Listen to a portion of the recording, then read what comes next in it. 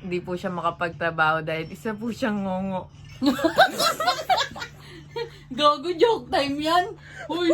Gago ka talaga. Wala siya, may ngongo na lang. May ngongo. I-edit ko siya, may ngongo. May ngongo. Joke time yan, gago. Batiin mo nga. Ito po ang aming nanay na si Rowena Balontong na di po siya nakakapagtrabaho simula sa pool dahil isa po siyang ngongo. Ma. Magpakilala ka, ma. Gago.